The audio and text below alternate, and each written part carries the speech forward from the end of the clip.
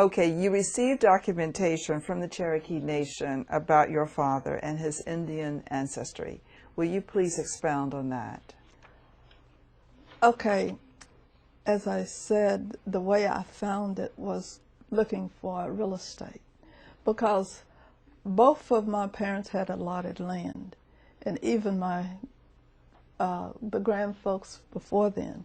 In fact, I'm real proud to say that my grandfather on my father's side, his allotted land, he gave so much to the for the cemetery for the black people, and so much for the church. So they all had allotted land.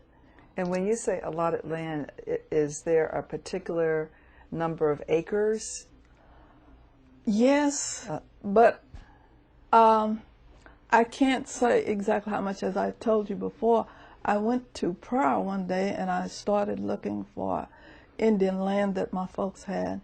And this lady came out with a big package of land. She told me, she said, she asked me, she said, well, what number are you looking for? And I told her. And she said, well, come around back here, young lady. So I went back there and she said, now I'm going to give you enough to have a headache tonight. So she gave me a lot of papers with her land. Oh. So I was amazed to find out. I knew they had already had, they always had told us they had land. Yes. But I didn't know how much. Yes. But as far as they were concerned, it was just like they didn't have it because they weren't able to use it or anything. Yes, I see. And why weren't they able to use it? Well, because to me, at that time, well, when they first came, you know, Bonita was an all-black city. Okay, and when the whites came in, they started kind of taking over and moving people out. Outside of the Cherokee Nation. These are white people outside of the Cherokee Yes. Nation. Okay. Uh-huh. Yes. And that's when they had that land run, because they did not have any allotments, and our folks had allotments. So I see. So they just took over. well, they started taking land and even going to getting land that didn't belong to them. I remember, it's been about 10 years ago, I guess. My nephew went to see about some of my father's land, and the attorney called and threatened him that, hey, that used to be your grandfather's land, but now it belongs to my clients, so you leave this land alone. Oh, I see. But you see, Indian land was not sellable unless you sold it, and it did not have taxes on it. Now, I remember on my husband's side, they pretended that this was allotted land, but they pretended it had taxes, and they had to pay those taxes or they were going to take it. They did, but Indian land is not taxable. Yes, of course.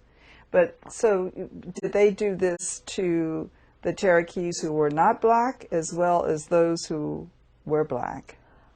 I really don't know. Okay. Whether they did the people that were of a different color. Because really and truly, at first, there were mainly Indians and people of color. You didn't see too many white people. Then after they started the land, then everyone started claiming everything. But why did the white people want the land? Was there something on it like oil or gold or? Yes, there was land. I mean, stuff on it, such as the property my father had had coal on it.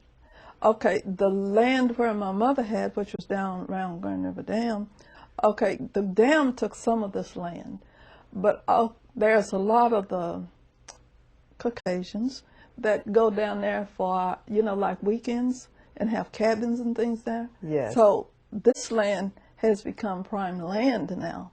You mean for recreational activities? Not only for recreation, people are moving down there and they're building homes down I see, there now. because it's right on the water. Right. I see. So there were a number of black people, black Cherokee people, who were displaced when the whites wanted to move in because of what was on the land, like the coal and so forth. Yes. Okay. Well, they lived before I was born, my folks lived up in further north, and I don't remember because, like I said, I wasn't born at that time. But that's where the white community is now. I see. And my father never sold his land, and my mother didn't either. They never sold any of the land. So we have gone up there to check on this land up around Blue Jacket. But I was waiting to try to get the CDIB because I felt like just citizenship, they can stop us because we really don't have the real rights. But with the CDIB, we should have full rights, although I talked to Leela Umateski the other day, and I was asking her about my CDIB. And she said, well, you're already registered, and this and that. I said, yes, but I want the CDIB. So I'm supposed to have a letter coming in the mail, but so far I haven't seen it. You haven't seen it. So you feel that you can't reclaim your father's land until you have that certificate? Right. Okay. All right.